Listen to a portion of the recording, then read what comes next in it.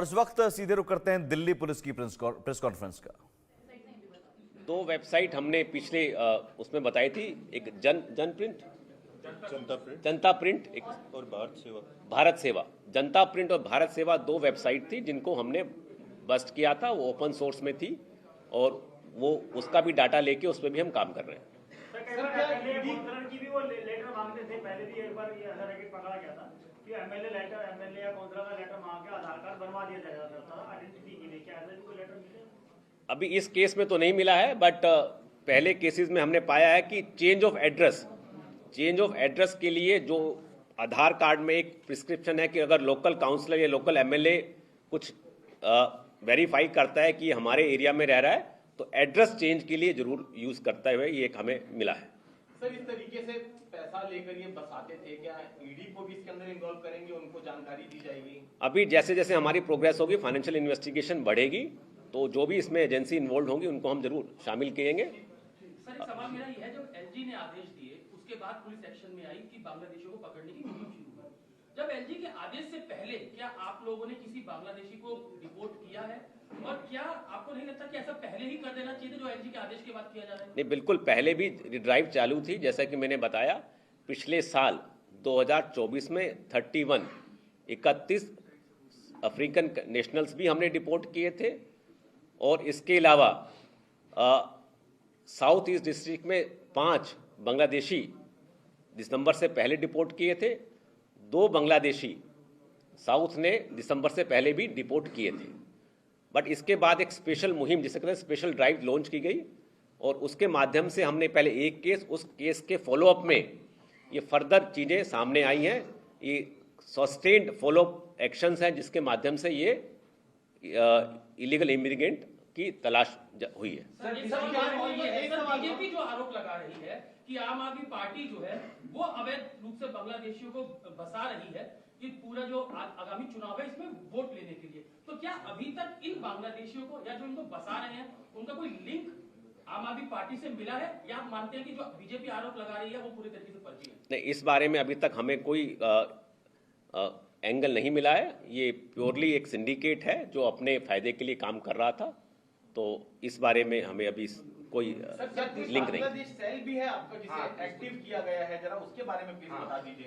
हर district में Bangladeshi cell जो काफ़ी पहले काम कर रहा था, उसका काम बेसिकली जितने इलीगल इमिग्रेंट रहते हैं उस पर काम करना था, तो वो दोबारा से रिवैम्प किया गया है, स्ट्रेंथन किया गया है और रिसोर्सफुल किया गया। और इसके अलावा जैसा कि केस टू केस उसके भी हम स्ट्रेंथन कर रहे हैं ताकि उस केस में जो भी फॉलोअप एक्शन में सूचना मिलती है, एनालिसिस मिलते हैं, तो उसके माध्यम से हम इस पे कड़ी कार्रवाई कर पाए। सर, रेड फोर्ट के पास डूसिफ में जो एनएचआरसी ने नोटिस इशू किया है डूसिफ को, जो इलीगल बांग्लादेशी या रोहिंग्या जो वहाँ पे रह रहे हैं, और वहाँ पे ये पाया गया कि वहाँ पे कोई कॉलोनी है, तो उसके ऊपर आपने कुछ इन्वेस्टिगेशन किया, उसके ऊपर डिटेल्स मिली है या डूसिफ के अंदर, तो उसका बता? नहीं, इस बारे में मैं कमेंटिंग होगा कि वो मेरा क्षेत्र नहीं है और हम इस केस से उसका कनेक्शन नहीं था।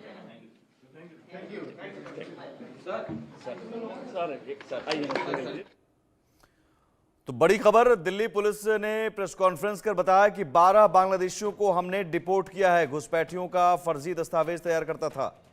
पकड़ा है और किस किस की क्या क्या इन्वॉल्वमेंट? साउथ डिस्ट्रिक्ट के AATS ने एक और इलीगल इमिग्रेंट, बांग्लादेशी इमिग्रेंट को लाने वाला रैकेट बस्ट किया है।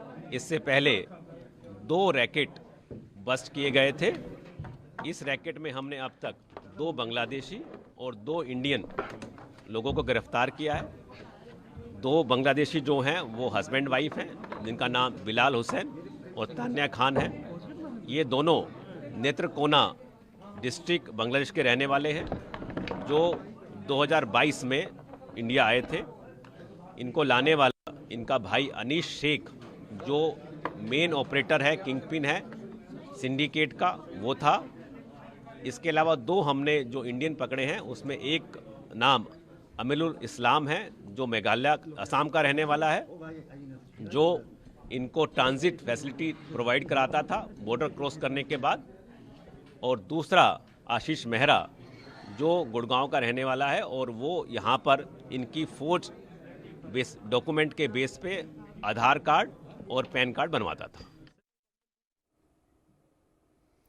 तो दिल्ली पुलिस ने एक बड़ा बयान कहा कि घुसपैठियों को यहां पर बाकायदा फर्जी प्रमाण पत्र बनाया जाता था और उन्हें पनाह दी जाती थी। उस गैंग का पर्दाफाश किया है और वो गैंग अवैध बांग्लादेशियों को यहां बसाता था। उसमें से 2 बांग्लादेशी भी नागरिक थे, इंडियन भी, भारतीय भी शामिल थे।